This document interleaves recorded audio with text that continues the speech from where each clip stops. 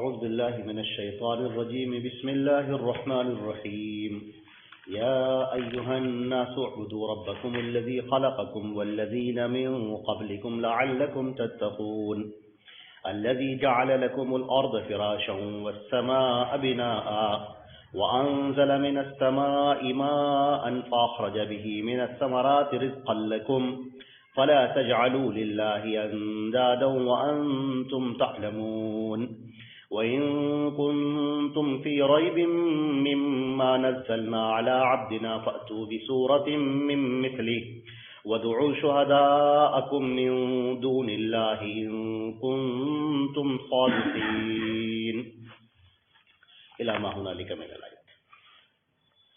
حضرات گرامی، اس سے پہلے جو سورۃ البقرہ کی آیت نمبر 1 سے لے کر 20 تک کا جو تذکرہ ہوا تھا، اس کے اندر 3 قسم کے لوگوں کا تذکرہ کیا گیا تھا کہ قرآن پاک اور اللہ کے رسول صلی اللہ علیہ وسلم کی دعوت و تبلیغ جو ہدایت اور نجات کی ہے وہ تو سب کے لیے عام ہے، جیسے بارش برستی ہے تو ہر ایک کے لیے برستی ہے، لیکن اس کی 3 قسمیں ہیں۔ پہلی قسم ان لوگوں کی ہے جو اس کو قبول کرتے ہیں اور نجات کے راستے پر چل پڑتے ہیں، جن کو مومنین کہا گیا ہے۔ دوسرے وہ لوگ ہیں جو اس دعوت کا انکار کرتے ہیں اور پوری طاقت کو لگا دیتے ہیں اس کو روکنے کے لیے، جنہیں کفار کہا گیا۔ اور تیسری قسم ان لوگوں کی تھی جس کا تذکرہ بڑی دور تک گیا تھا، آیت نمبر 8 سے لے کر اور وہ 20 تک اس کا تذکرہ ہوا تھا، جو منافقین کا معاملہ تھا۔ ان لوگوں کا معاملہ یہ تھا کہ نہ تو یہ کھل کر سامنے آ پاتے تھے کہ حق کا اظہار کریں، یا باطل ہیں تو باطل کا اظہار کریں، بلکہ یہ اندر سے جڑوں کو کاٹنے کی کوشش کرتے تھے۔ اور ہم نے پچھلے درس میں منافقین کی قسموں کو بیان کیا تھا کہ منافقین کی بھی قرآن پاک نے قسموں کے کئی قسمیں کی ہیں۔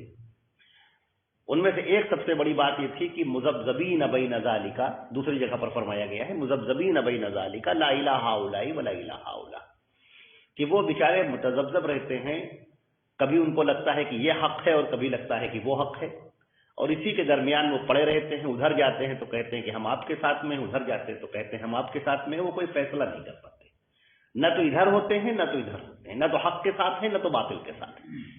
یہ منافقین کی ایک وہ قسم تھی جو عمومی طور پر سب سے زیادہ پھیلی تھی۔ اس کے تذکرے کے بعد اور ان کے انجام کو بیان کرنے کے بعد کہ مومنین کا انجام دنیا اور آخرت کی کامیابی ہے، اور جو کفار ہیں ان کے لیے رسوائی ہے، اور بھلے ہی ان کو تھوڑی مدت تک کے لیے ڈھیل ملی ہے جس کی بنیاد پر وہ خوش ہو رہے ہیں، فخر کر رہے ہیں، لیکن انجام ان کا انتہائی رسوائی والا ہے اور بہت ہی المناک ہے۔ اور منافقین کے بارے میں بیان کیا گیا تھا کہ ان کا معاملہ تو سب سے زیادہ بدتر ہوگا، اور یہ جہنم کے آخری نچلے طبقے میں ہوں گے۔ ان المنافقین لفی الدرک الاسفل من النار، جہنم کے سب سے نچلے طبقے میں ہوں گے۔ انسانوں کی ان 3 قسموں کو کرنے کے بعد اب یہاں سے، یعنی یہ جو ہمارا دوسرا رکوع شروع ہونے جا رہا ہے، یہاں سے جو شروعات ہوتی ہے وہ عبادت کے اوپر گفتگو ہوئی ہے۔ قرآن پاک میں ایک جگہ پر فرمایا گیا ہے وما خلقت الجن والانس الا لیعبدون، ہم نے انسانوں کو اور جناتوں کو جو پیدا کیا ہے وہ اپنی عبادت کے لیے پیدا کیا ہے۔ اس عبادت کے مفہوم کو سمجھنے کی بہت زیادہ ضرورت ہے، اور اسی کی یہاں سے شروعات ہوتی ہے، اور پھر اس جگہ سے شروعات ہونے کے بعد یہ پورا پارا اور اس کے بعد کا جو ہے وہ دھیرے دھیرے عبادت کی تقسیم اور اس کی قسموں کے بارے میں بیان ہوتا ہوا چلا جاتا ہے۔ لیکن من جملہ جو تھیم ہے اس کی وہ یہیں پر آپ رکیے کہ وہ عبادت کا، یہاں سے عبادت کا بیان شروع ہوتا ہے کہ انسانوں کو جناتوں کو جو پیدا کیا گیا ہے وہ اللہ نے اپنی عبادت کے لیے پیدا کیا ہے۔ اب ہم ابھی عبادت کا مفہوم بیان کریں گے، اس کی چیزیں بیان کریں گے۔ پہلے یہاں سے ایک ترجمہ آپ کے سامنے پیش کرتے ہیں ان آیات کا۔ اعوذ باللہ من الشیطان الرجیم یا ایھا الناس اعبدوا ربکم الذی خلقکم، اے لوگو عبادت کرو اپنے رب کی جس نے تم کو پیدا کیا اور تم سے پہلے کے لوگوں کو پیدا کیا، تاکہ تم تقوی اختیار کرنے والے بن جاؤ، متقین بن جاؤ۔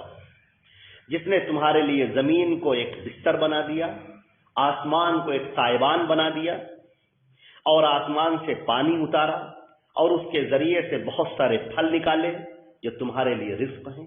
لہذا اللہ کے مقابلے میں کوئی مد مقابل نہ بناؤ، اللہ کا مد مقابل نہ بناؤ، جبکہ تم اس بات کو جانتے بھی ہو، اور اگر تمہیں شک ہے جو ہم نے اپنے بندے پر اتارا ہے تو پھر اس جیسی کوئی صورت لے آؤ، اور اپنے تمام لوگوں کو بلا لو اللہ کو چھوڑ کر اگر تم سچے ہو۔ اور اگر تم ایسا نہ کر سکو اور تم ہرگز ایسا نہیں کر سکو گے، فاتقوا النار، تو اس آگ سے ڈرو، التی وقودها الناس والحجارہ، جس کا ایندھن انسان ہوں گے اور پتھر ہوں گے، اعدت للکافرین، جو کافروں کے لیے تیار کی گئی ہے، وبشر الذین آمنوا، اور بشارت سنا دو، خوشخبری سنا دو ایمان والوں کے لیے جنہوں نے نیک کام کیے، کہ ان کے لیے جنات ہیں، باغات ہیں جن کے نیچے سے نہریں جاری ہوں گی، اور جب بھی ان کو کوئی پھل دیا جائے گا بطور رزق کے تو وہ کہیں گے کہ یہ تو ہم کو بہت پہلے ہی دیا جا چکا ہے، اور ان کو متشابہ چیزیں دی جائیں گی، وہ چیزیں جو دنیا میں کھایا کرتے تھے، اور ان کے لیے پاک بیویاں ہوں گی اور وہ اس میں ہمیشہ ہمیش کے لیے رہیں گے۔ یہ جو گفتگو ہے یہاں سے کہ اے لوگوں، یہاں پر ایک بات سب سے اہم ہے کہ اللہ رب العزت نے سورہ ہود میں اور اس کے علاوہ دیگر جگہوں پر رسولوں کا جب ذکر فرمایا، انبیاء کرام کا جو ذکر فرمایا ہے، تو ان کی دعوت کا بھی تذکرہ کیا ہے کہ انہوں نے اپنی قوم کو کیسے بلایا۔ تو اس کے اندر ہے یا قوم ما لکم من اللہ من الہ غیر، اے میری قوم کے لوگوں، اللہ کے علاوہ تمہارا کوئی معبود نہیں ہے، کوئی تمہارا الہ نہیں ہے۔ ہر رسول نے جب بھی اپنی قوم کو بلایا تو یا قومی کہا، اے میری قوم کے لوگوں۔ لیکن جب نبی کریم صلی اللہ علیہ وسلم کی باری آئی تو آپ صلی اللہ علیہ وسلم کے ذریعے یا ایھا الناس کہا گیا، اے تمام لوگ۔ اس کا مطلب یہ ہے کہ اس سے پہلے کے جو انبیاء کرام آئے وہ اپنی اپنی قوم کے لیے آئے، اپنے اپنے علاقے کے لیے آئے، لیکن جب اللہ کے نبی صلی اللہ علیہ وسلم آئے تو وہ پوری دنیا کے لیے آئے۔ قل انی انا رسول اللہ الیکم جمیعا، قل انی رسول اللہ الیکم جمیعا، آپ کہہ دیے کہ میں تم سب کی طرف رسول بنا کر بھیجا گیا ہوں۔ تو سارے انسانوں اور سارے جناتوں کے لیے اللہ کے نبی صلی اللہ علیہ وسلم رسول بنا کر بھیجے گئے۔ ہر قوم کے اندر نبی نے جو دعوت دی، وہ جو دعوت دی وہ اللہ کی عبادت کی طرف دعوت دی۔ دو چیزیں ہیں، ایک ہوتی ہے اللہ کی معرفت اور ایک ہے اللہ کی عبادت، ایک ہے اللہ کے وجود کو تسلیم کرنا اور ایک ہے اس کا حق ادا کرنا۔ یہ دو الگ الگ چیزیں ہیں۔ ایک یہ ماننا کہ اللہ کا وجود ہے، اللہ تعالیٰ ہے، اس نے ہم کو پیدا کیا، آسمان و زمین کو پیدا کیا، ایک ہے اس کو مان لینا، اور ایک ہے اس کا حق ادا کرنا، حق کے عبودیت ادا کرنا۔ ہم بندے ہیں، اس بندے کا حق کیا ہے اللہ کے لیے، اس کو ادا کرنا اور اس کو سمجھنا، یہ بڑی اہم بات ہے۔ اور قرآن پاک نے اسی کو جگہ جگہ کھول کھول کر بیان کیا ہے اور پوری تفصیل کے ساتھ بیان کیا ہے، اور اللہ کے نبی صلی اللہ علیہ وسلم نے اس سے بھی زیادہ بڑھ کر اس کی وضاحت کی، کیونکہ آپ تو قرآن کی وضاحت ہی کے لیے آئے۔ اب آپ دیکھیں ند کا جو لفظ آیا ہے، اللہ نے جو منع کیا کہ میرے مقابل کسی کو نہ بناؤ، اس کو منع کیا۔ اب دیکھیں نبی کریم صلی اللہ علیہ وسلم نے اس کو کیسے روکا اور کیسے سمجھایا۔ ایک صحابی ہے، انہوں نے کہا، روایت عبداللہ نے مسعود کی ہے، انہوں نے کہا ما شاء اللہ و رسول، جو اللہ چاہے اور اس کا رسول چاہے۔ عام طور سے ہمارے ہاں بھی لوگ زبان میں بول دیتے ہیں جو اللہ رسول چاہے، کیا کہا؟ جو اللہ چاہے اور جو اس کا رسول چاہے۔ آپ نے فرمایا اجعلتنی للہ ندًا، تم نے مجھے اللہ کا مقابل بنا دیا۔ قل بل ما شاء اللہ وحدہ، بلکہ یوں کہو کہ جو اکیلا تنہا اللہ چاہے۔ یہ کیا ہے؟ یہ دیکھیے سمجھانا ہے۔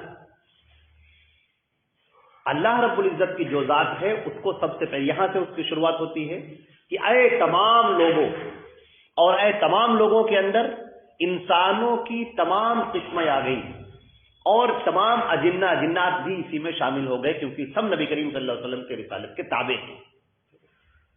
اے تمام لوگوں، تم اللہ کی عبادت کرو، اپنے رب کی عبادت کرو۔ یہاں پر لفظ رب کا بڑا تذکرہ ہے، جیسے ہم نے رب العالمین میں آپ کے سامنے واضح کیا تھا کہ تمام مشرکین بھی یہ بات مانتے ہیں، جو مشرک ہیں، جو کفار ہیں، وہ بھی اس بات کو مانتے ہیں کہ مجھے جس نے پیدا کیا ہے وہ اللہ کی ذات ہے، آسمان اور زمین بنانے والا جو ہے وہ ایک اللہ ہے۔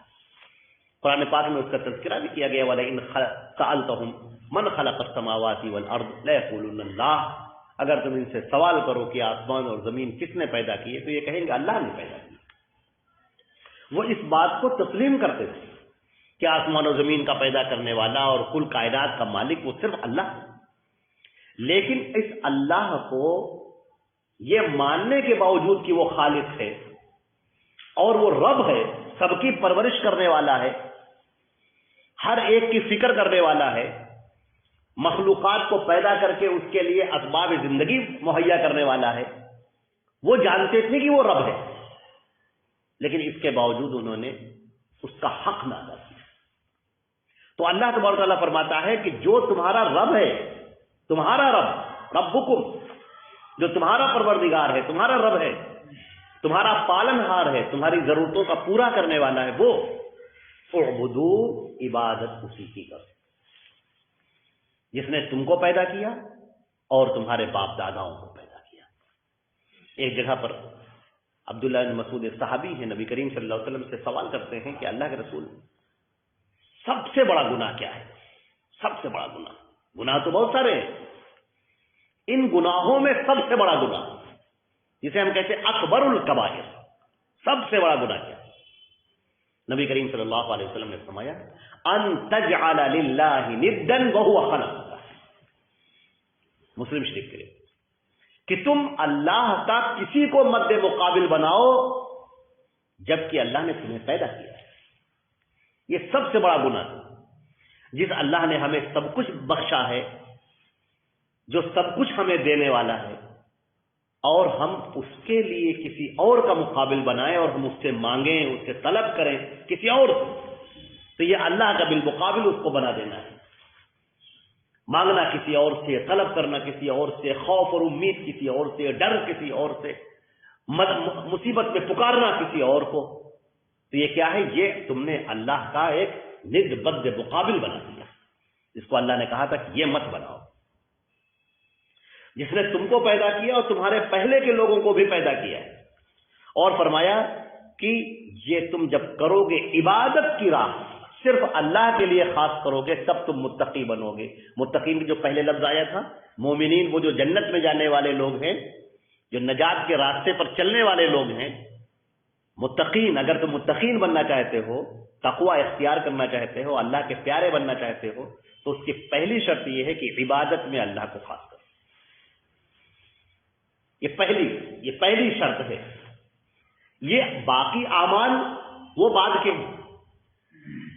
باقی اعمال میں نماز ہے، روزہ ہے، زکوٰۃ ہے، حج ہے، قربانی ہے، نذر ہے، اللہ کے لیے صدقہ ہے، خیرات ہے، ذکر کرنا ہے، یہ سب چیزیں ہیں، لیکن یہ سب بعد میں ہیں۔ سب سے پہلا مرحلہ یہ ہے کہ تم اللہ رب العزت کو خاص کرو عبادت کے لیے، اور اس عبادت میں کسی دوسرے کو شریک نہ کرو۔ کسی دوسرے کو پکارنا، مدد کے لیے آواز دینا، وہ جو اس دنیا سے جا چکے ہیں، وہ جن کے اوپر موت طاری ہو گئی، جو اس دنیا سے رخصت ہو چکے ہیں، ان کو پکارنا اور یہ سمجھنا کہ وہ ہماری پکار سن رہے ہیں اور ہماری مدد کے لیے آ رہے ہیں، یہ اللہ کے بالمقابل لوگوں کا کھڑا کر دینا۔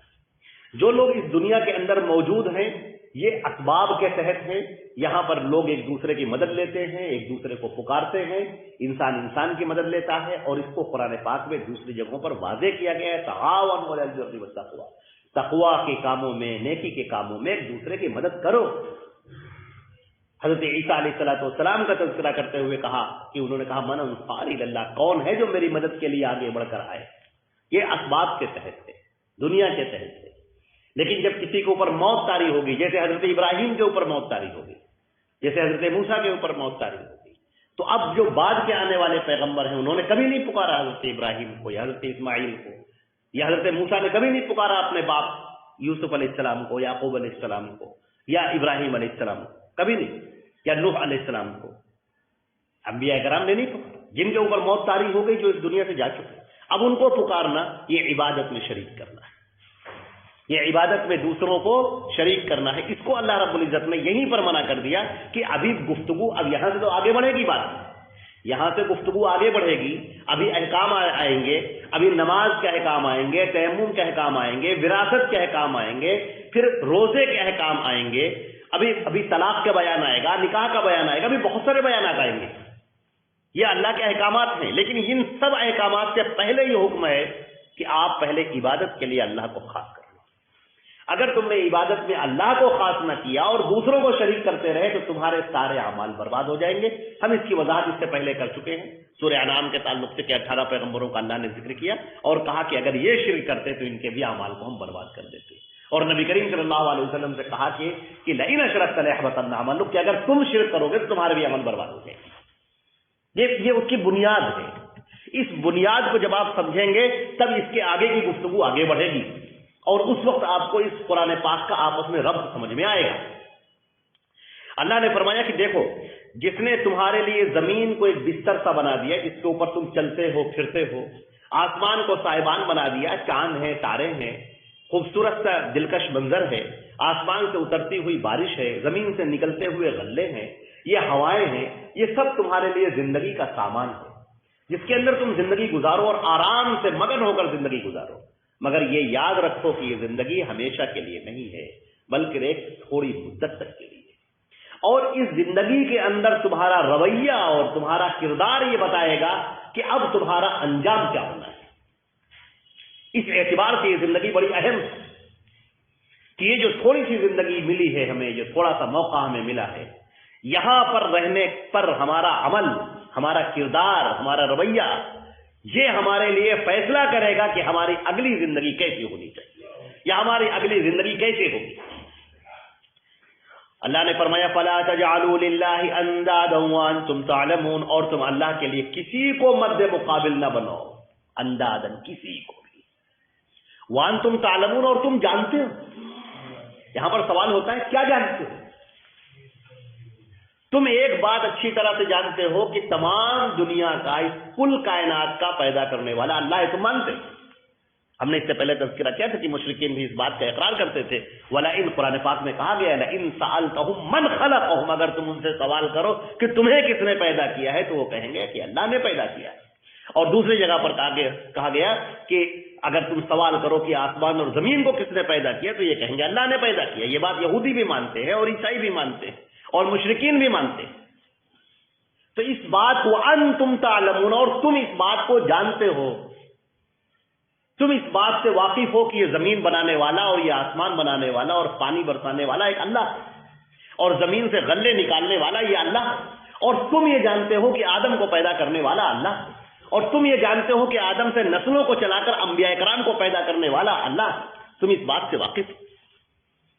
تم کو معلوم ہے کہ جن لوگوں کو تم پکار رہے ہو جو ایک زمانے میں بڑے بزرگان تھے اور نیک لوگ تھے, صالح تھے, جیسے حضرت ابراہیم ہے, جیسے حضرت موسیٰ ہے, جیسے حضرت عیسیٰ ہیں, جیسے حضرت عزیر ہیں, جن کو تم پکار رہے ہو یہودی اور عیسائی, اور جیسے کہ تم پکارتے ہو حضرت ابراہیم کو اور اسماعیل کو مکے کے مشرکین, اور لات اور عزا اور ہبل کو, تم ان کو پکارتے ہو تو تم سب اس بات سے واقف ہو کہ اللہ نے ان کو پیدا کیا اور اللہ نے ان کی نگرانی کی اور اللہ نے ان کو بلند منصب عطا کیا. تو تم یہ جانتے ہو, اس بات سے واقف ہو. تو جب تم اس بات سے واقف ہو فَلَا تَجْعَلُوا لِلَّهِ أَنْدَادًا, تو تم پھر اللہ کے لیے کسی دوسرے کو اس کا مد مقابل نہ بناؤ, اس کے مقابل کسی کو مت رکھو. عبادت کی جتنی قسمیں ہیں وہ سب اللہ کے لیے ہی خاص ہونی چاہیے. عبادت کی جتنی قسمیں ہیں, تذکرہ اور بھی آئے گا, لیکن یہاں پر اصولی طور پر بات ہو رہی. قرآن پاک ہمیشہ اصولی باتیں کرتا ہے. عبادت کی جتنی قسمیں, عبادت کسے کہتے ہیں؟ غایت التذلل, اپنے آپ کو ذلت کے ساتھ سپرد کر دینا. عبادت کی قسموں میں اللہ کا پکارنا ہے, ندا دینا ہے, آواز دینا ہے. قرآن پاک میں اس کا تذکرہ کیا گیا. کون ہے امن یجیب المضطر اذا دعا, جب تم بے چین ہو کر بلک کر پکارتے ہو تو کون تمہاری پکار کو سنتا ہے؟ جب تم بے چین ہو کر پریشان ہو کر تم پکارتے ہو تو کون ہے جو تمہاری پکار کو سنتا ہے؟ اس صرف ایک اللہ کی ذات ہے. تمہاری پریشانیوں کو حل کر رہے. امن یکشف الضر، کون ہے جو پریشانیوں کو دور کرتا ہے؟ کون ہے جو فیصلوں کو کرنے والا ہے؟ اللہ رب العزت یہ سوال کرتا ہے اپنے بندوں سے. اور کہ تم اس بات سے واقف بھی ہو، تم اس بات کو جانتے بھی ہو کہ اس پوری کائنات کو خلق کرنے والا ایک اللہ ہے، اور اسی نے سب کو وجود بخشا ہے، اور اسی نے سب کی ضرورتوں کو پورا کیا ہے، اور اس نے انبیاء اس لیے بھیجے تاکہ لوگ اس کی معرفت حاصل کریں. اللہ نے اس لیے انبیاء کرام نہیں بھیجے کہ لوگ بتوں کی پوجا کو چھوڑ کر خود نبی کی پوجا کرنا شروع کر دیں. حضرت موسیٰ اس لیے نہیں آئے تھے کہ لوگوں کو بتوں کی پوجا سے ہٹا کے اپنی پوجا کی طرف، اپنی عبادت کی طرف دعوت دینے لگے. لوگ بتوں سے مانگنا چھوڑ دیں اور پھر موسیٰ علیہ السلام سے مانگنا شروع کر دیں. اور جب یہودیوں نے یہ کام کرنا شروع کر دیا، اپنی کتابوں کو انہوں نے برباد کر ڈالا اور موسیٰ کو بالکل الہ بنا دیا، تب حضرت عیسیٰ علیہ السلام کو اللہ نے بھیجا، اور انہوں نے آ کر واضح طور پر کہا کہ میں بنی اسرائیل کی کھوئی ہوئی بھیڑوں کی طرف بھیجا تھا. اور انہوں نے صاف طریقے سے کہا، سمجھا کر کہا کہ اللہ کے علاوہ تمہارا کوئی معبود نہیں. موسیٰ علیہ السلام کی پرستش میں جو لوگ مبتلا تھے، جو حضرت عزیر کی پرستش میں مبتلا تھے، حضرت عیسیٰ علیہ السلام نے ان کو ٹوکا، اور بنی اسرائیل کی اس پوری روش کے اوپر، پوری زندگی کے اوپر انہوں نے بند لگایا. اور اس کا نتیجہ یہ ہوا کہ لوگ ان کے دشمن ہو گئے، یہی یہودی ان کے دشمن ہو گئے. اور انہوں نے پھر حضرت عیسیٰ علیہ السلام کو جو تکلیفیں دینی شروع کی، اور ان کے لیے کانٹوں کا ہار بنایا گیا، کانٹوں کا تاج بنایا گیا، یروشلم کی گلیوں میں ان کو دھکے دے دے کر مارا گیا. اور یہودیوں نے سازش کی رومن امپائر سے مل کر کہ ان کے اوپر مقدمہ قائم کیا اور ان کو پھانسی تک پہنچانے کی کوشش کی. کیا قصور رہا؟ صرف اس لیے کہ انہوں نے ان حقیقتوں کو واضح کیا کہ تم انسان ہو کر انسان کی پوجا اور پرستش میں مبتلا ہو اور اپنے خالق کو بھولے جا رہے ہو. تم یہ بھول گئے کہ اللہ ہے جو سب کا خالق ہے اور ہم سب مخلوق ہیں. اللہ ہے وہ جو عطا کرنے والا ہے اور باقی سب پانے والے ہیں. تم اس حقیقت کو بھول گئے اور اللہ کو آواز دینے کے بجائے، اس کو پکارنے کے بجائے تم دوسروں کو پکارنے لگے، دوسروں کو آوازیں دینے لگے. تمہاری عبادت کے نذرانے اور یہ ترانے اور حمد ثنا وہ سب دوسروں کے لیے ہونے لگی، اللہ کے لیے نہیں ہونے لگی. اس کو سورہ بقرہ میں دوسری جگہ پر واضح کیا گیا، والذین آمنوا اشد حبا للہ. جو لوگ ایمان والے ہیں وہ اللہ سے زیادہ محبت کرنے والے ہیں، اور جو مشرکین ہیں وہ اپنے اپنے بتوں سے محبت کرنے والے ہیں، یہ ان بتوں سے محبت کرنے والے ہیں. اور جو مومنین ہیں وہ صرف ایک اللہ سے محبت کرنے. اشد حبا، محبت تو ہوگی لیکن سب سے زیادہ محبت کرنے والے وہ اللہ سے. حمد و ثنا کے پیمان ترانے یہ اللہ کے لیے. اس بات کو اللہ رب العزت نے واضح کیا. اور اس کے بعد جب عیسیٰ علیہ السلام کو ان عیسائیوں نے پکارنا شروع کر دیا، ابھی عبادت ادھر سے اٹھ کر دوسرے معبودوں سے اٹھ کر ایک اور کی طرف ہو گئی. اس کو قرآن پاک میں واضح کیا گیا ہے کہ اللہ تبارک تعالیٰ کل قیامت کے دن عیسیٰ علیہ السلام کو سب کے سامنے کھڑا کرے گا اور سوال کرے گا. ان سے کہے گا اَأَنْتَ قُلْتَ لِلنَّاسِ، کیا تم نے لوگوں سے کہا تھا کہ میری عبادت کرو اور میری ماں کی عبادت کرو، اللہ کو چھوڑ. عیسیٰ علیہ السلام کہیں گے ان كنت قلته فقد علمته، پروردگار ایسا میں نے اگر کچھ کہا ہوتا تو آپ زیادہ واقف ہوتے. میں نے ایسا کچھ نہیں کہا، میں نے لوگوں کو آپ کی عبادت کی طرف بلایا. ان لوگوں نے عبادت شروع کی میری، لیکن میں نے لوگوں کو آپ کی عبادت کی طرف بلایا. یہ علی رؤوس الناس علی رؤوس الاشہاد، اس بات کو پیغمبر واضح کریں گے اور اچھی طریقے سے اپنی بات کو پیش کریں گے. اب یہ جو غلطی عیسائی کر رہے تھے، اسی غلطی کو ٹھیک کرنے کے لیے اب اللہ کے پیارے رسول صلی اللہ علیہ وسلم تشریف لائے کہ انسانیت، اللہ رب العزت نے جیسے کہ حدیث شریف کے اندر نبی کریم صلی اللہ علیہ وسلم نے فرمایا ان اللہ نظر الی اہل الارض فمقتهم عربهم وعجمهم الا بقایا من اهل الكتاب. اللہ نے جب روئے زمین پر نظر ڈالی تو کوئی اسے اچھا نہ لگا، سب سے وہ آزردہ ہوا سوائے چند اہل کتاب کے جو اللہ کو یاد کر رہے تھے، ورنہ سارے لوگ شرک میں مبتلا تھے. اللہ کو چھوڑ کر دوسروں کو ندا دینے والے، دوسروں کو آواز دینے والے. عبادت کے جو طریقے ہیں ان سب میں دوسروں کو شریک کرنے والے، چاہے وہ نماز کا ہو، چاہے قربانی کا ہو، چاہے وہ حج کا ہو، چاہے وہ طواف کا ہو، دوسروں کو شریک کرنے والے، اللہ کی عبادت بھی کر رہے ہیں اور دوسروں کو بھی اس میں شریک کر رہے ہیں، اللہ کے لیے بھی سجدہ ہو رہا ہے اور دوسرے کے لیے بھی سجدہ ہو رہا ہے۔ اس چیز کو نبی کریم صلی اللہ علیہ وسلم نے واضح کیا۔ ایک صحابی ہے، ایک مرتبہ حیرہ وہ گئے تھے، ملک شام کی ایک جگہ ہے، وہاں پر انہوں نے دیکھا کہ جو نوکر چاکر لوگ ہیں اپنے افسروں کو، اپنے بڑوں کو سجدہ کرتے ہیں۔ ان کے دل میں اللہ کے رسول صلی اللہ علیہ وسلم کی محبت غائب دچا بیٹھی ہوئی تھی، صحابی تھے وہ، ان کو یہ بات اچھی نہیں لگی۔ وہاں سے آئے اور کہنے لگے کہ اللہ کے رسول، میں نے ایک عجیب منظر دیکھا ہے کہ لوگ جو ہیں اپنے آفیسر جو ان کے بڑے ہیں ان کو سجدہ کرتے ہیں، آپ ہمارے بڑے ہیں، ہم آپ کو سجدہ کریں گے۔ دیکھیے جذبات ہیں دل کے، محبت ہے، اس میں کوئی شک نہیں، لیکن وہ صحابی ہیں، ان کو معلوم ہے کہ دین جو ہے وہ لیا جاتا ہے، دین نبی کریم صلی اللہ علیہ وسلم سے لینے کا نام ہے، اپنی مرضی سے دین بنایا نہیں جاتا۔ ہم اپنی مرضی سے کرنا شروع کر دیں، یہ دین نہیں۔ دین تو وہ ہے جو اللہ کے رسول صلی اللہ علیہ وسلم سے لے کر ہمیں آتا، وہ اللہ کا دین لے کر آئے ہیں، ہم تک پہنچانے والے ہیں۔ ہمیں اللہ کے نبی صلی اللہ علیہ وسلم سے دین لینے کا دل چاہتا لیکن سجدہ نہیں کیا۔ سوال کیا کہ اللہ کے رسول ہمارا دل چاہتا ہے کہ لوگ، میں نے دیکھا ہے کہ لوگ اپنے بڑوں کو سجدہ کرتے ہیں، آپ تو ہمارے سب سے بڑے ہیں، ہم آپ کو سجدہ کریں گے۔ آپ نے کہا نہیں، اگر تم میری قبر کے پاس سے گزرو گے تو کیا سجدہ کرو؟ کہا نہیں، کہا مت کرو۔ ایک دوسری صحابی ہے، دوسری جگہ پر روایت ہے بالکل اسی طرح سے، آپ صلی اللہ علیہ وسلم کہتے ہیں کہ اگر میں کسی کو سجدہ کرنے کا حکم دیتا تو بیوی کو حکم دیتا کہ اپنے شوہر کو سجدہ کرے، اگر میں حکم دیتا، یعنی یہ حکم تو ہے تو اب کسی کے لیے نہیں، قدم کسی کے لیے نہیں۔ بعض لوگ کہتے ہیں کہ وہ آدم علیہ السلام کے زمانے میں تھا سجدہ تعظیمی، اور یوسف علیہ السلام کے زمانے میں تھا۔ ارے بھائی شریعت بدلتی رہی، احکامات بدلتے رہے، ان کے احکامات الگ تھے، بہت ساری چیزیں ان کے ہاں جائز تھیں، ہمارے ہاں حرام کر دی۔ ہم شریعت محمدیہ کے پابند تھے۔ اللہ کے نبی صلی اللہ علیہ وسلم کو فرماتے ہیں، ایک مرتبہ حضرت عمر فاروق رضی اللہ تعالیٰ عنہ تھے، حضرت ابوبکر صدیق رضی اللہ تعالیٰ عنہ تھے، اللہ کے رسول صلی اللہ علیہ وسلم بیٹھے ہوئے تھے، اور وہ تورات کا نسخہ انہیں کہیں سے مل گیا تھا حضرت عمر رضی اللہ تعالیٰ عنہ کو، تو وہ اس کا مطالعہ کر رہے تھے بیٹھے ہوئے اللہ کے نبی کی موجودگی میں۔ نبی کریم صلی اللہ علیہ وسلم کا چہرہ غصے سے سرخ ہو گیا۔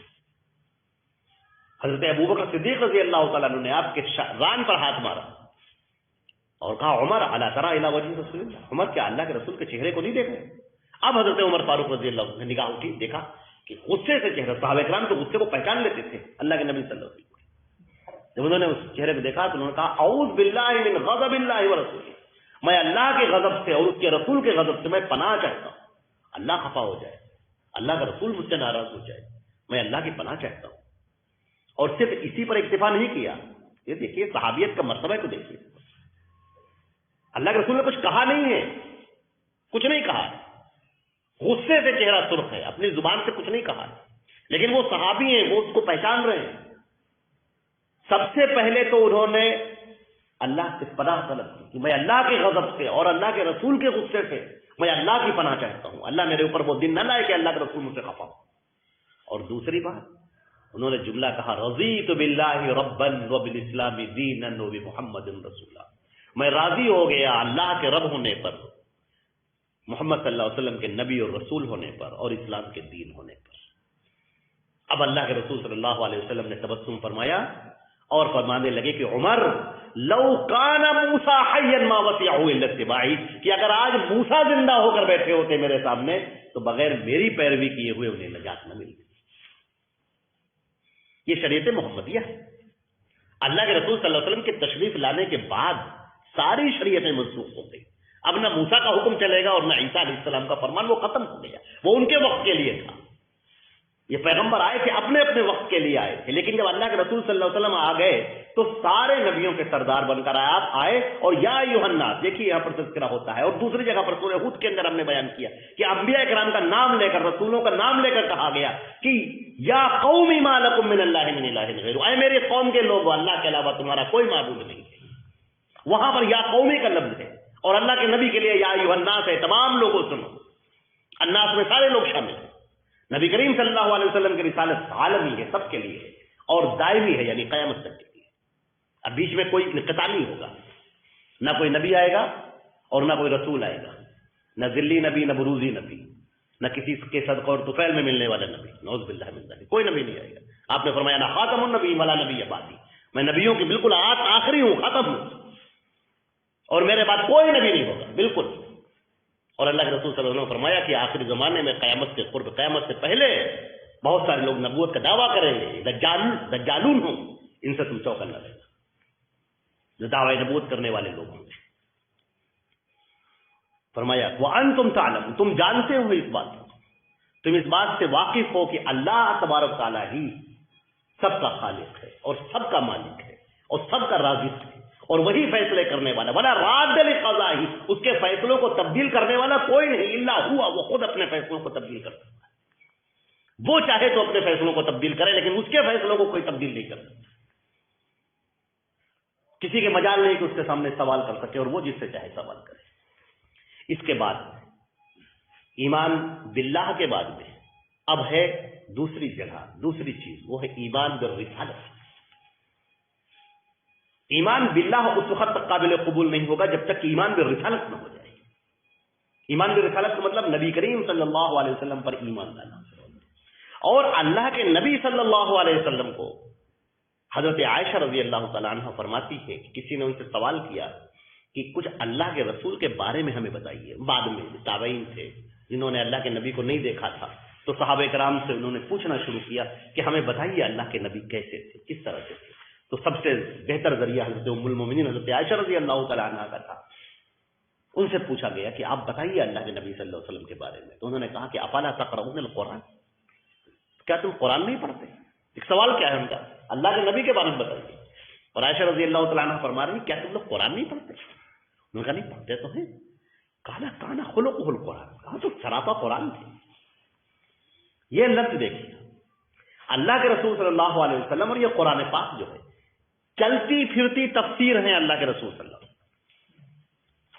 قرآن نے اس کو واضح کیا، لِتُبَيِّنَ لِلنَّاسِ مَا نُزِّلَ إِلَيْهِمْ، اے نبی ہم نے آپ کو اس لیے بھیجا ہے کہ ہم جو اتار رہے ہیں آپ اس کی وضاحت کریں۔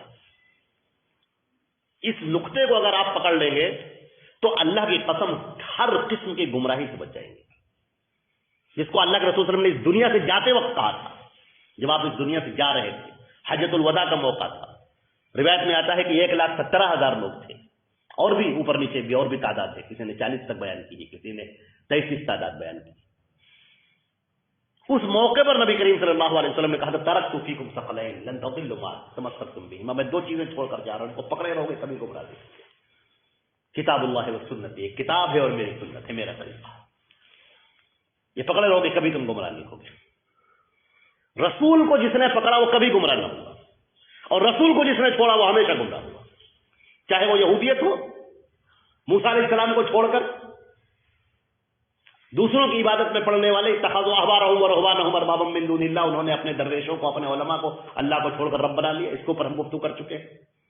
چاہے وہ عیسائیت ہو اور چاہے وہ جو بھی ہو، جو بھی گمراہی ہے، ایک جملے کو ہمارے نوٹ کر لیجیے، آپ لکھ لیجیے، آپ اس جملے کو نوٹ کر لیجیے، رسول کو چھوڑ کر ہر قوم گمراہ، رسول کو پکڑ کر کوئی کبھی گمراہ نہیں۔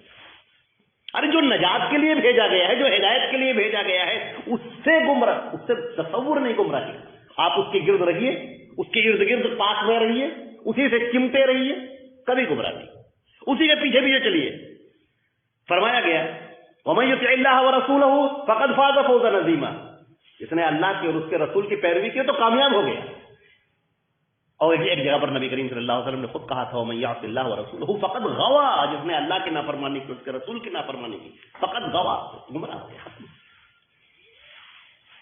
رسول سے ہٹ کر کوئی بھی آدمی چاہے کتنا بڑا ہی جینیس کیوں نہ ہو، کتنا ہی بڑا وہ دانشمند کیوں نہ ہو، عقل مند کیوں نہ ہو، اس کی بات کتنی ہی آپ کو اچھی لگنے والی کیوں نہ ہو، رسول صلی اللہ علیہ وسلم کی جو بات ہے وہ بات وحی الہی ہے، وہ بات شریعت ہے، وہ بات دین ہے، وہ بات اللہ کی مرضی ہے، وہ بات اللہ سے جوڑنے والی ہے، وہ بات آپ کو جنت میں داخل کرنے والی ہے۔ اس کے بالمقابل کسی کی بات کتنی ہی اچھی آپ کو کیوں نہ لگے، وہ شیطان کا دھوکہ ہے۔ آپ کے ذہن کے اندر شیطان اس طرح سے وسوسے ڈال رہا ہے کہ تم نبی کے طریقے کو چھوڑ دو، نبی کی بات کو چھوڑ دو، باقی کسی کی بھی بات کو اپنا لو، اس سے کوئی مطلب نہیں۔ تم عبادت لات کی کرو یا عزا کی کرو، منات کی کرو یا اساف کی کرو یا نائلہ کی کرو، اس سے کوئی مطلب نہیں، اللہ کی نہ کرو۔ تم پیروی کسی کی کرو، کسی بھی شخص کی کرو، بڑے سے بڑے آدمی کی تم پیروی کرو، کوئی مطلب نہیں ہے، لیکن تم رسول کی پیروی نہ کرو۔ یہ شیطان کا دھوکہ ہے۔ شیطان اسی طرح سے انسان کو گمراہ کرتا ہے، اور ہر دور میں اس نے لوگوں کو اپنے رسولوں سے بھٹکایا ہے، اپنے رسولوں سے دور کیا ہے۔ یہ کیا یہودیت گمراہ ہوتی اگر حضرت موسیٰ کو پکڑے رہتے؟ کیا عیسائیت گمراہ ہوتی اگر یہ حضرت عیسیٰ علیہ السلام کو پکڑے رہتے؟ لیکن نہیں، اپنے رسول کی تعلیمات سے ہٹ کر انہوں نے تعلیمات اختیار کی۔ عیسیٰ علیہ السلام نے کبھی نہیں کہا تھا کہ تم میری عبادت کرو، عیسیٰ علیہ السلام نے کبھی نہیں کہا تم مصیبت میں مجھے پکارو، میرے آگے کینڈل جلاؤ، مجھے مصیبتوں میں آواز دو، میرے لیے کراس بناؤ، کبھی نہیں کہا تھا انہوں نے۔ لیکن رسول سے ہٹ کر شیطان مردود نے ذہن کے اندر وسوسے ڈالے، ذہن کے اندر چیزیں ڈالی، دوسروں کی شخصیتوں کو بلند کرنا شروع کیا، اس طور پر کہ آدمی رسول کے احکامات سے کٹ جائے۔ اچھا، مطلقاً محبت بھی نہیں، اس کو اس سے بھی کوئی غرض نہیں۔ یہودی حضرت عیسیٰ سے بڑی محبت کرتے ہیں، لیکن عیسیٰ علیہ السلام کی کسی بھی تعلیم پر عمل نہیں کرتے۔ عیسائی حضرت عیسیٰ علیہ السلام سے انتہا درجے کی محبت کرتے، لیکن ان کی کسی تعلیم پر عمل نہیں کرتے۔ اسی طریقے سے اگر ہم صرف محبت کرتے رہے کہ نہیں ہمیں اللہ کے رسول سے محبت بہت ہے، اور زندگی بھر وہ کام کریں جس سے اللہ کے رسول نے منع کیا، اللہ کے رسول کہتے ہیں آپ سود نہ کھاؤ، اور آپ کہیں نہیں ہم تو سود کھائیں گے۔ اللہ کے رسول صلی اللہ علیہ وسلم جن کاموں کا حکم دیتے ہیں آپ بالکل اس کے الٹا کرتے ہیں، اور آپ سمجھتے ہیں کہ یہ ہے کہ نہیں ہم تو بہت اچھے ہیں۔ تو یہ یہودیوں والا تخیل ہے جو یہ ان کے دماغ میں بیٹھ گیا تھا، نحن ابناء اللہ واحباؤہ، تو اللہ کے بیٹے ہیں ہم، تو اللہ کے چہیتے ہیں، ہمیں جہنم کہاں ملے گی؟ جہنم تو دوسروں کے لیے ہے، ہمارے لیے جہنم کہاں ہے؟ اور ہم بھی اللہ کے رسول کے الٹا کرتے رہے دن بھر، صبح ہوتی ہے شام ہوتی ہے، اور اللہ کے رسول کی نافرمانی میں زندگی تمام ہوتی ہے، اور ہم سمجھتے ہیں کہ مریں گے تو سیدھے جنت جائیں گے، بیچ میں روکنے والا کوئی نہیں۔ تو یہ یہودیوں کا تخیل ہے کہ نہیں؟ یہ بالکل آگے جو سورہ بقرہ ہمارے سامنے چل رہی، میں نے آپ کے سامنے اس سے پہلے عرض کیا تھا، دوبارہ ایک مرتبہ پھر آپ کو یاد دلائے دیتے ہیں کہ سورہ بقرہ ایسا ہے جیسے اللہ نے ہمارے سامنے آئینہ رکھ دیا ہے کہ دیکھو جو تم سے پہلے کی جو قومیں تھیں، یہودیت اور بنی اسرائیل، عیسائی اور یہودی، ان کے اوپر جب ہم نے عذاب بھیجا ہے تو کیوں عذاب بھیجا ہے، اس کی کیا وجہ رہی ہے، ان چیزوں کو اللہ رب العزت نے واضح کیا۔ ابھی تو عبادت کی باتیں شروع ہوئی ہیں، ابھی عبادت کی بنیادی باتیں ہو رہی ہیں، اور اس کے بعد دھیرے دھیرے اس کا بھی تذکرہ آئے گا۔ اللہ نے فرمایا یہاں پر یہ کیا ہے، یہ رسول کو جاننا یہ بہت زیادہ ضروری ہے، اس کی بنیاد۔ یہ بات کہہ کر ہم اپنی بات کو روکتے ہیں یہاں پر، نبی کریم صلی اللہ علیہ وسلم کو سمجھنے کے لیے دیکھیے کفار مکہ کیا سمجھ رہے ہیں، مکے کے لوگ ان کو کیا سمجھتے ہیں، محمد ابن عبداللہ سمجھتے ہیں کہ یہ عبداللہ کے بیٹے ہیں، عبد المطلب کے پوتے ہیں، ابو طالب کے بھتیجے ہیں، بڑے نیک ہیں، بڑے اچھے ہیں، بس اتنا، صادق ہیں، امین ہیں، وہ ان کی عزت دیتے ہیں، ان کی تکریم کرتے ہیں۔ اب اللہ کے نبی صلی اللہ علیہ وسلم کے اوپر جب اللہ اپنا پیغام نازل کرتا ہے اور ان کو اپنا رسول بناتا ہے، اب دیکھیے اب شخصیت بدل گئی، وہ محمد ابن عبداللہ تھے، اب 40 سال کے بعد جب غار حرا میں آپ کو نبوت ملتی ہے اور فرشتہ آپ کے سامنے اترتا ہے اور آپ کو امت کا نبی بتاتا ہے کہ آپ نبی ہیں، آپ کے اوپر اللہ اپنا کلام اتار رہا ہے، اور اس کے بعد اللہ حکم دیتا ہے وانذر عشیرتک الاقربین، اب تم باہر نکلو اور لوگوں کا اعلان کرو کہ ہم نبی ہیں۔ اب دیکھیے شخصیت وہی ہے، رسالت کا تاج سر پہ رکھا ہے، اور اب آپ اعلان کرتے ہیں کہ انی رسول اللہ علیکم جمیعا، میں اللہ کا رسول بنا کر تم سب کی طرف بھیجا گیا ہوں۔ اور ایک جگہ پر ایک روایت میں جو بخاری کے الفاظ ہیں اس میں یہ آتا ہی تکم بالذمہ، میں تمہارے سامنے ایک ہلاکت کا منظر لے کر آیا ہوں کہ اگر تم نے میری اطاعت نہ کی تو ہلاک ہو جاؤ گے۔ اب یہاں سے لوگوں کو سمجھ میں نہیں آتا، یہاں سے لوگوں نے اللہ کی نبی کی رسالت کو سمجھنا نہیں چاہا۔ اب اللہ تعالیٰ ان کے سامنے گفتگو پیش کرتا ہے، وَإِن كُنتُمْ فِي رَيْبٍ مِّمَّا نَزَّلْنَا عَلَىٰ عَبْدِنَا فَأْتُوا بِسُورَةٍ مِّن مِّثْلِهِ وَادْعُوا شُهَدَاءَكُم مِّن دُونِ اللَّهِ إِن كُنتُمْ صَادِقِينَ فَإِن لَّمْ تَفْعَلُوا وَلَن تَفْعَلُوا فَاتَّقُوا النَّارَ الَّتِي وَقُودُهَا النَّاسُ وَالْحِجَارَةُ۔ اگر تمہیں شک ہو رہا ہے، شبہ ہو رہا ہے کہ جو ہم نے اپنے بندے کے اوپر اتارا ہے، یعنی حضرت محمد مصطفیٰ صلی اللہ علیہ وسلم، اگر تمہیں شک و شبہ ہے جو ہم نے اپنے بندے کے اوپر اتارا ہے کہ یہ کلام محمد کا کلام ہے، یہ کلام لوگوں کا بنایا ہوا کلام ہے، یہ کلام اللہ کا کلام، اگر تم کو شک ہے کہ یہ اللہ کا کلام نہیں ہے، فاتوا بسورۃ من مثلہ، تو اس جیسی کوئی دوسری سورت لے آؤ۔ تم سب کے سب بڑے شاعر ہو، بڑے بڑے بلغاء ہو، تمہارے لکھی ہوئی شاعری اور اس کے قصیدے خانہ کعبہ پر ٹانگے جاتے ہیں اور معلقات کے نام سے تاریخ ادب عربی میں آج بھی مشہور ہیں۔ وہ اپنے آپ کو عرب کہتے تھے اور ساری دنیا کو عجم کہتے تھے۔ عرب کے معنی خوب اچھی طرح سے بولنے والا اور عجم کے معنی گونگا۔ وہ اپنے علاوہ ساری دنیا کو گونگا کہتے تھے کہ کسی کے پاس بولنے کا طور طریقہ نہیں ہے، بولنے والے تو ہم لوگ ہیں، شاعری ہمارے پاس ہے، زبان ہمارے پاس ہے، زبان دانی، فصاحت و بلاغت ہمارے پاس میں ہے۔ اللہ تعالیٰ فرماتا ہے محمد مصطفیٰ صلی اللہ علیہ وسلم تو امی ہیں، انہوں نے تو لکھنا پڑھنا سیکھا نہیں، انہیں تو اپنا نام بھی لکھنا نہیں آتا، انہوں نے تو کوئی کتاب نہیں پڑھی۔ قرآن پاک نے اس کا تذکرہ کیا ہے، ما كنت تتلو من کتاب ولا تخطه بيمينك، پہلے تم کوئی کتاب نہ پڑھتے تھے، نہ اپنے ہاتھ سے کچھ تم لکھ سکتے تھے۔ قد لبثت فيكم عمرا افلا تعقلون، تمہارے درمیان میں نے عمر گزاری ہے، کیا تم سمجھتے نہیں ہو، دیکھتے نہیں ہو؟ اب وہی شخصیت جو کلام پیش کر رہی ہے، وہ کلام ایسا ہے کہ عرب کے سارے ادبا اور بڑے بڑے جو عبقری ان کی شخصیتیں ہیں، سب کے سب گونگے ہو گئے اس کلام کے آگے۔ اتنا بڑا چیلنج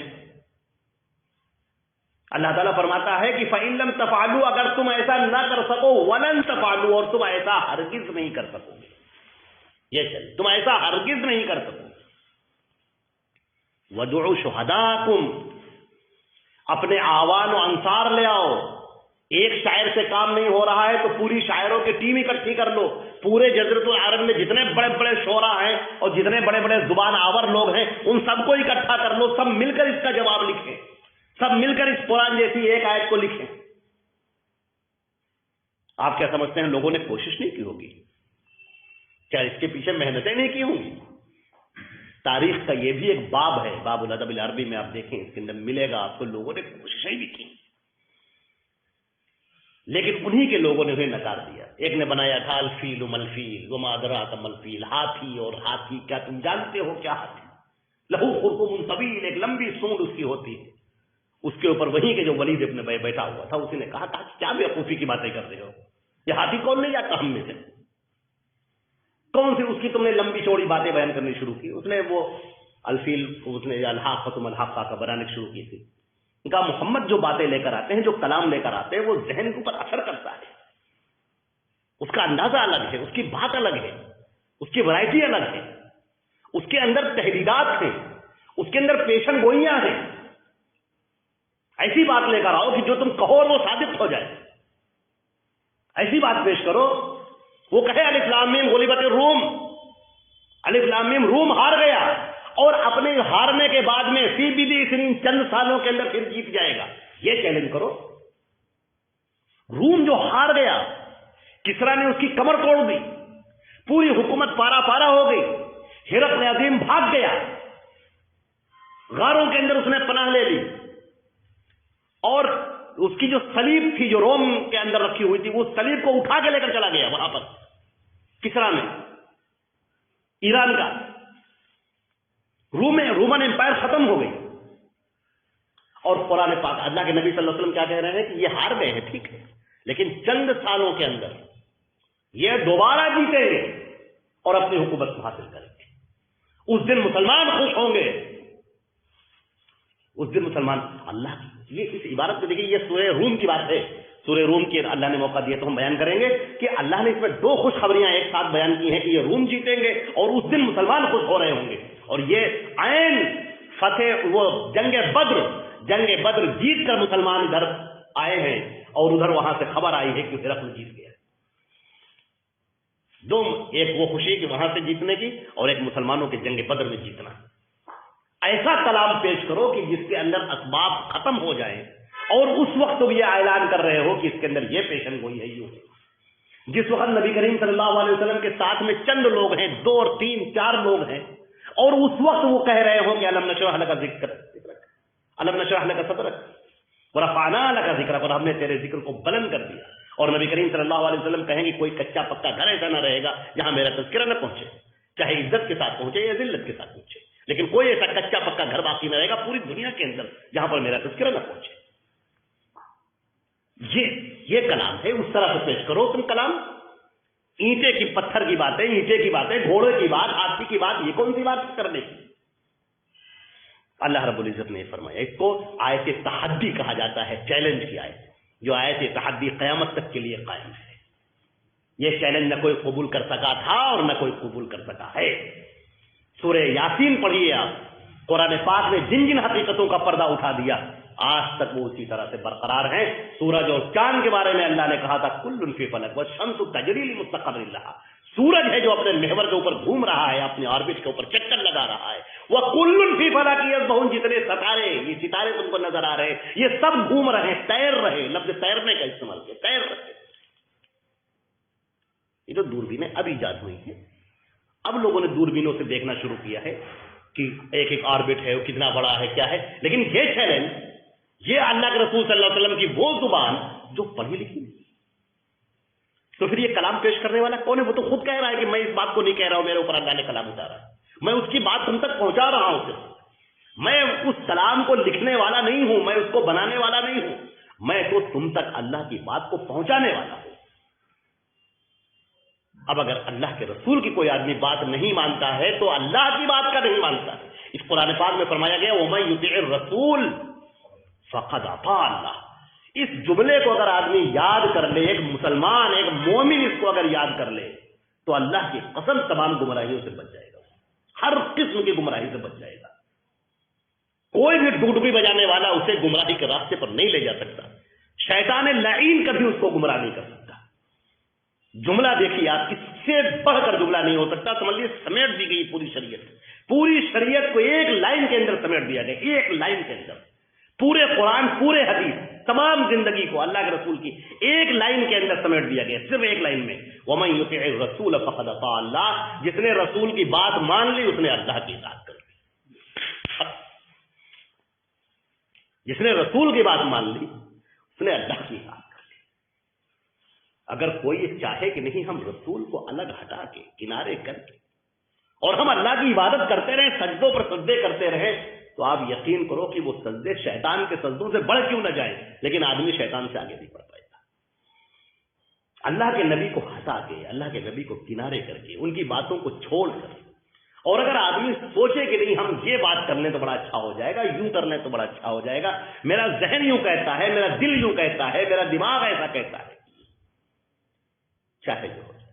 یہ گمراہی اور ہدایت یہ دو چیزیں ہیں. اللہ نے قرآن پاک میں فرمایا انا ہدیناہ النجدین، ہم نے انسان کے سامنے 2 راستے رکھ دیے ہیں، کھول دیے ہیں، اما شاکر و اما کفور، چاہے وہ شکر گزار بن جائے اور چاہے وہ کافر بن جائے. یہ 2 راستے. ایک راستہ وہ ہے جس پر محمد عربی علیہ الصلوۃ والسلام کھڑے ہوئے ہیں. ایک وہ راستہ ہے جہاں پر محمد مصطفیٰ صلی اللہ علیہ وسلم کھڑے ہوئے ہیں اور آپ کو بلا رہے ہیں اپنی طرف. والرسول یدعو، رسول تمہیں بلا رہا ہے تاکہ تم کو زندگی بخش دے. رسول تمہیں بلا رہا ہے اپنی طرف تاکہ تمہیں زندگی بخش دے. اور دوسرا راستہ ہے وہ جو رسول سے ہٹا ہوا راستہ ہے.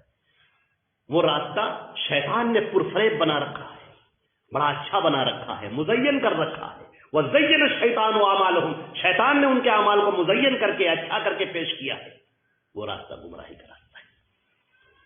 ہمیشہ آپ آنکھیں بند کر کے جاننا چاہیں کہ میں سچائی کے راستے پر ہوں کہ غلط راستے پر ہوں. آپ یہ دیکھ لیے ہم اللہ کے رسول کی بات پر عمل کر رہے ہیں، کسی اور کی بات پر عمل کر رہے ہیں، بس ختم. اس دنیا کے ہر انسان کی کامیابی جو قیامت تک پیدا ہوگا وہ نبی کریم صلی اللہ علیہ وسلم کی پیروی کرے گا. جو اللہ کے رسول کی پیروی کر لے گئے وہ کامیاب ہو گیا. اللہ نے یہاں پر ایمان باللہ کے بعد میں ایمان بالرسالت کو بیان کیا. اللہ نے پہلے اپنی عبادت کو بیان کیا کہ مجھے عبادت میں خاص کرنا اور میرے ساتھ کسی کو شریک مت کرنا.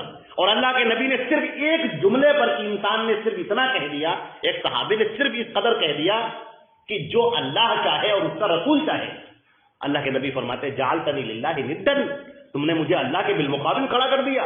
قل بل ما شاء اللہ، و کہو بلکہ جو تنہا اکیلا اللہ چاہے، اللہ کے ساتھ کسی کو شریک نہ کرو.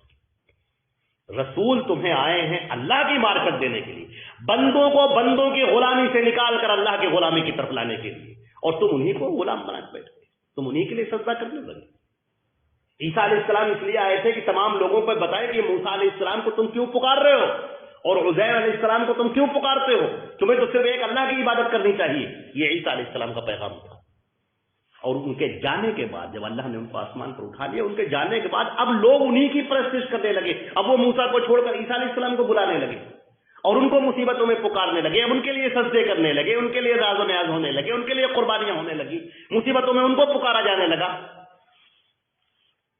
تو اللہ نے یہ نہیں چاہا تھا کہ تم ایک کی غلامی سے نکل کر دوسرے کی غلامی کی طرف آؤ، بلکہ اللہ نے یہ چاہا تھا کہ تم یہ جان لو کہ تم کو پیدا کرنے والا کون ہے، اور اس کائنات کو پیدا کرنے والا کون ہے، اور کون ہے جو انبیاء کو تخلیق کرنے والا کون ہے. تم اس بات کو جان لو کہ سب محتاج ہیں اور اللہ جو ہے وہ کسی کا محتاج ہے.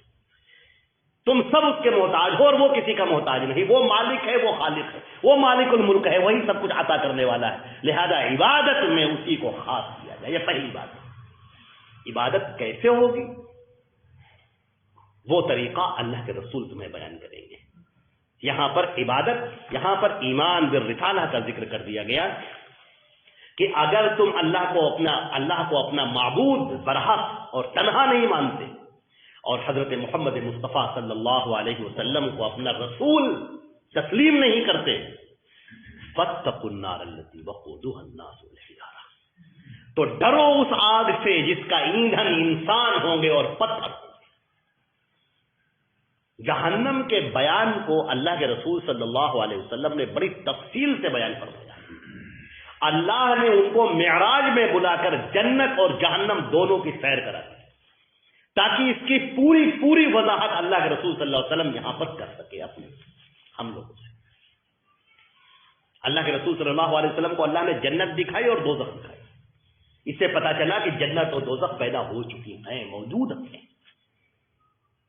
اور اللہ کے رسول صلی اللہ علیہ وسلم کو ان کی سیر کرا دی گئی، ان کو دکھا دیا گیا. اور آپ یقین جانیں کہ واقعی یہ اللہ کی عطا ہے.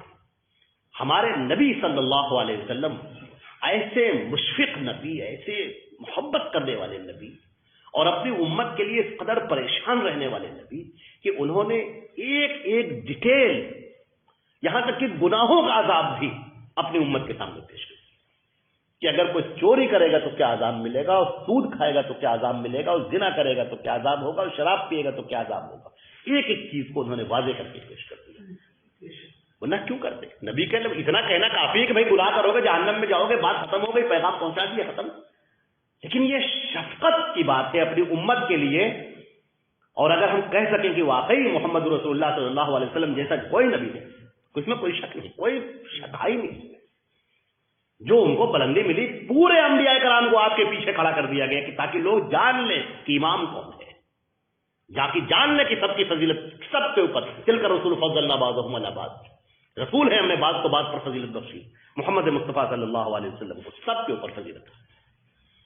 جنت اور جہنم کی ڈیٹیل آپ نے بیان کی.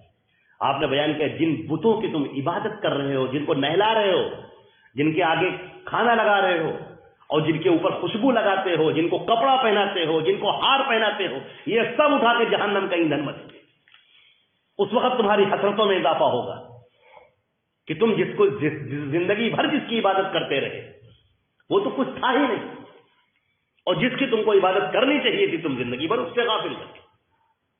اللہ رب العزت نے یہاں پر عبادت ارشاد فرمائی اعدت للکافرین، یہ کافروں کے لیے جہنم انہیں تیار کر رکھی ہے. لہذا اس دنیا کے اندر آدمی اللہ رب العزت کی بڑائی کو تسلیم کر دے، اس کو الوہیت کو تسلیم کر دے، اور حضرت محمد مصطفیٰ صلی اللہ علیہ وسلم کی رسالت کو تسلیم کر دے. میں ایک حدیث سناتا ہوں اور اس کے بعد درس کو روکتا ہوں، ختم کرتا ہوں. اللہ کے نبی صلی اللہ علیہ وسلم نے فرمایا، مسلم شریف کی روایت ہے کہ اب میرے آ جانے کے بعد، یعنی میرے نبی ہونے کے بعد، اب کوئی بھی یہودی ہو یا نصرانی ہو یا مشرک ہو، اگر میرے اوپر ایمان نہیں لاتا ہے الا کان من اصحاب النار، تو وہ جہنمی ہوگا.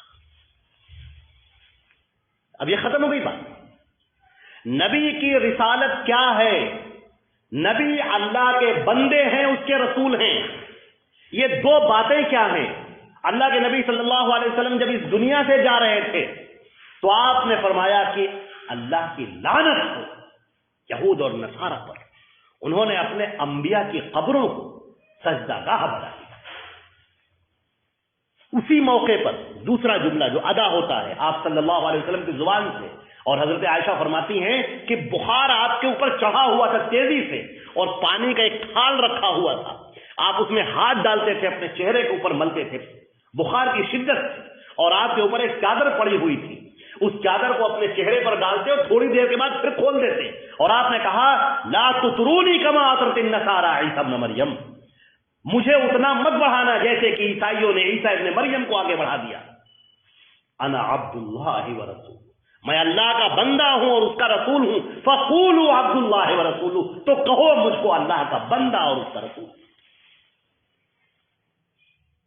یہ دو باتیں اللہ کی قسم، جو نبی کے جو الفاظ ہیں اس قدر گہرائی لیے ہوئے کہ سمجھیے پوری تاریخ اس کے اندر سمٹ گئی. نبی کے جو آخری الفاظ ہیں، آخری الفاظ سے پہلے کے الفاظ، وہ جو یہ میں اللہ کا بندہ ہوں اور اس کا رسول ہوں. اللہ کے بندے کو سمجھو آپ. معبود برحق کون، مالک کون ہے؟ ایک مالک ہے اور ایک غلام ہے. اس حیثیت کو سمجھو. مالک اور مخلوق، خالق اور مخلوق کبھی برابر نہیں ہو سکتے. خالق وہ ہے جس نے خلق کیا ہے، خالق وہ ہے جو ان کی ربوبیت کرنے والا ہے، پرورش کرنے والا ہے، وہ جو ہے وہی سب کچھ کرنے والا ہے. لہذا مجھے کبھی اس عبدیت کے مرحلے سے مت نکالنا. اس عبودیت سے عیسائیوں نے عیسیٰ علیہ السلام کو عبدیت سے نکال کر الوہیت پر پہنچا دیا.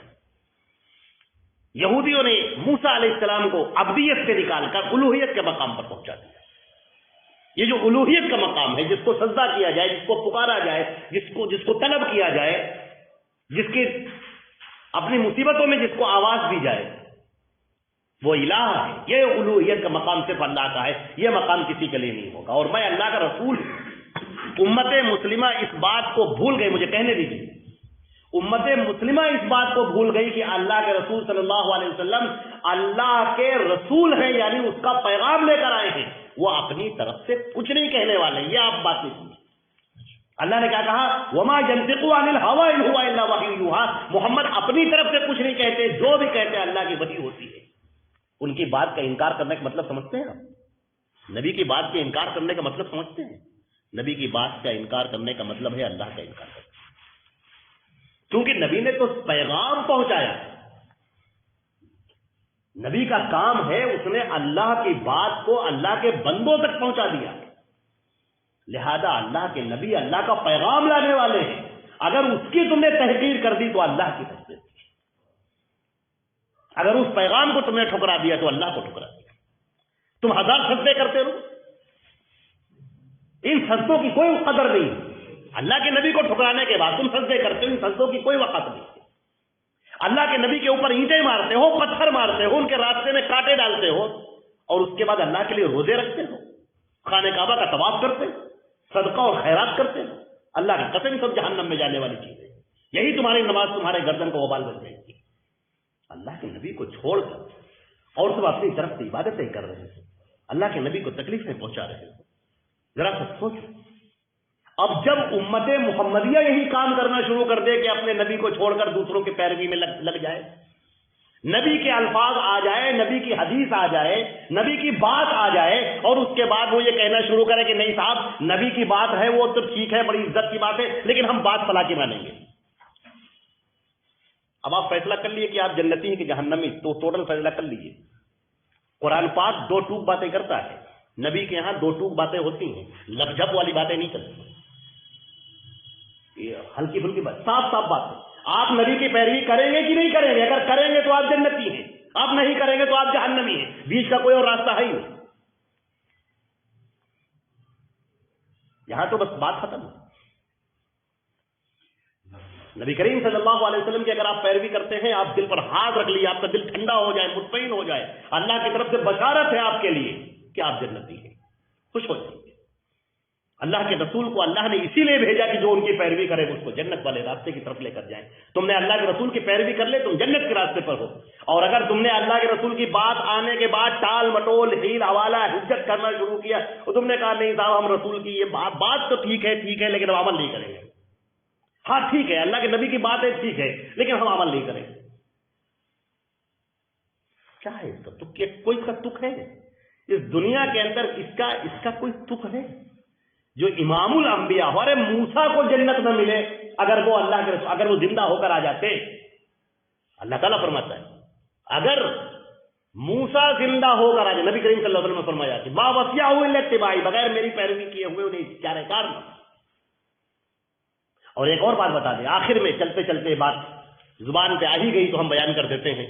میں جب حدیثیں پڑھتا تھا تو بڑے غور سے ایک مرتبہ میں نے سوچا، رات میں حدیث پڑھ کر لیٹے اور میرے ذہن میں سوال نے بالکل بلبلانے لگا کہ اللہ تعالیٰ عیسیٰ علیہ السلام کو قیامت سے پہلے کیوں بھیجے گا؟ عیسیٰ علیہ السلام آئیں گے قیامت سے پہلے آئیں گے، اس کا تذکرہ کیا گیا. عیسیٰ علیہ السلام یہ دوبارہ آئیں گے یہاں پر، کیوں آئیں گے؟ حدیث اس کو روک لیجیے. جب اس پر میں نے غور کیا تو حدیث میں آیا ہے جب حضرت عیسیٰ علیہ السلام منارے دمشق، شام کے منارے پر جو مسجد ہے جامع دمشق کی مسجد، وہاں پر اتر رہے ہوں گے، فجر کا وقت ہوگا، مہدی نماز پڑھانے کے لیے کھڑے ہوں گے اور عیسیٰ علیہ السلام اتریں گے. عیسیٰ علیہ السلام جب اتریں گے تو دو فرشتوں کے کاندھوں پر ہاتھ رکھے ہوئے ہوں گے، جو فرشتے نظر نہیں آئیں گے. ہاتھ آپ کو نظر آئیں گے لیکن وہ فرشتے ہوں گے جن کے اوپر ہاتھ رکھ کر وہ اترتے ہوئے ہوں گے، کیونکہ عیسیٰ علیہ السلام اڑ نہیں سکتے ہیں، ان کے اندر اڑنے کی طاقت نہیں ہے. وہ فرشتوں کے کاندھوں پر ہاتھ رکھ کر آئیں گے لیکن یہ فرشتے انسانوں کو دکھائی نہیں دیں گے. عیسیٰ علیہ السلام اترتے ہوئے نظر آئیں گے. اور آنے کے بعد پہلا جملہ کیا ہوگا یہ دیکھیے آپ. وہ کہیں گے کہ میں اس امت کا، نبی کریم صلی اللہ علیہ وسلم کا امتی بن کر آیا ہوں، میں محمد رسول اللہ کا امتی بن کر آیا ہوں، رسول بن کر نہیں آیا ہوں. اللہ اکبر. اللہ نے یہ دکھا دیا کہ عیسیٰ کا جو مرتبہ اور مقام ہے، جو اپنے اولو العزم من الرسل میں شمار ہے، جو بنی اسرائیل کا پیغمبر ہے، وہ جب اترتا ہے تو اللہ کے نبی کی پیروی کرتا ہے، کسی دوسرے کی پیروی نہیں کرتا. اس کے اوپر تو خود شریعت نازل ہوئی تھی، وہ تو صاحب شریعت تھی، انجیل انہیں کے اوپر نازل ہوئی.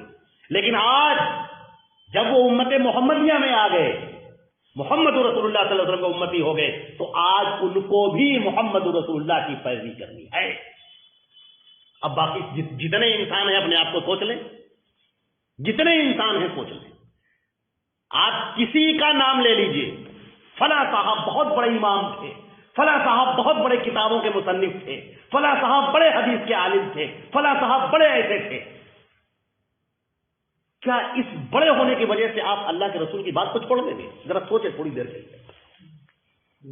آپ کی آنکھوں کے سامنے اللہ کے رسول کی حدیث چمک رہی ہو، حدیث آپ کی آنکھوں کے سامنے چمک رہی ہے، آپ سے کہا جائے یہ اللہ کے رسول کی حدیث ہے، اور آپ کہیں ہاں یہ اللہ کے رسول کی حدیث ہے، اور پھر آپ کہیں کہ ہم عمل نہیں کریں گے کیونکہ ہمارے امام کا یہ قول نہیں ہے. ہم عمل نہیں کریں گے کیونکہ ہمارے مسلک میں نہیں ہے. ہم عمل نہیں کریں گے، ہم جس خاندان میں پیدا ہوئے اس میں عمل نہیں ہوتا ہے. ہمارے علماء ایسا نہیں کہتے ہیں. وہاں موسیٰ کو نجات نہ مل رہی ہو جب تک محمد رسول اللہ کی اتباع نہ کر لے. عیسیٰ علیہ السلام نے اتر کر دکھا دیا، اتر کر وہ دکھائیں گے پوری امت کے سامنے کہ میں محمد رسول اللہ کا پیروکار ہوں.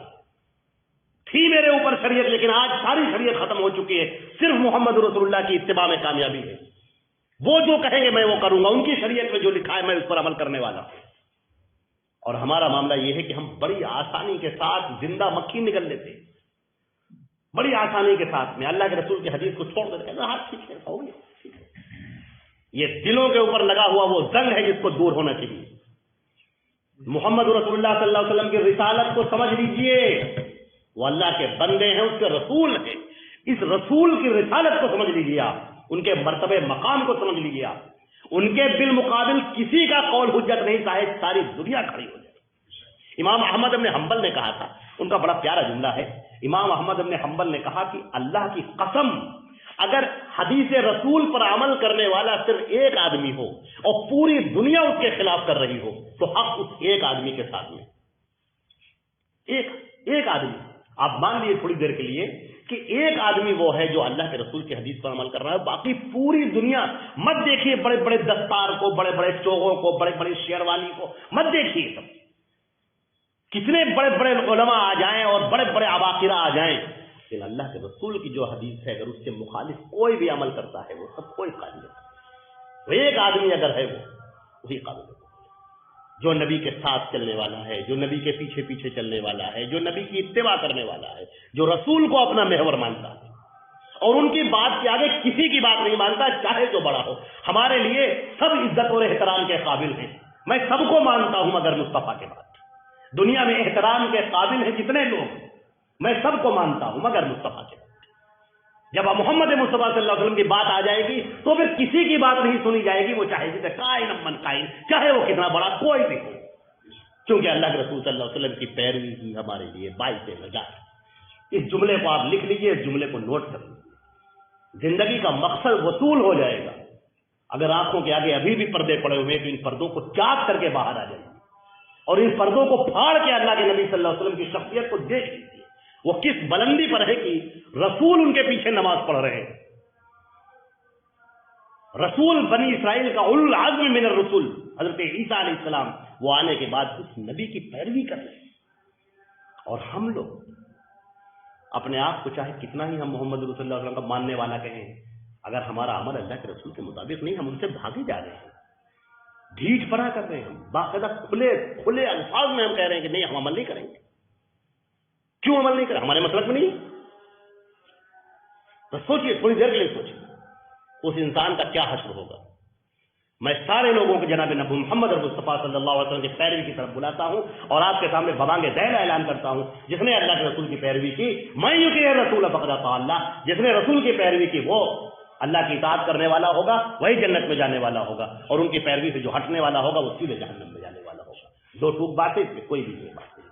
اللہ رب العزت ہماری اور آپ کی مغفرت فرمائے، ہماری قبول فرمائے۔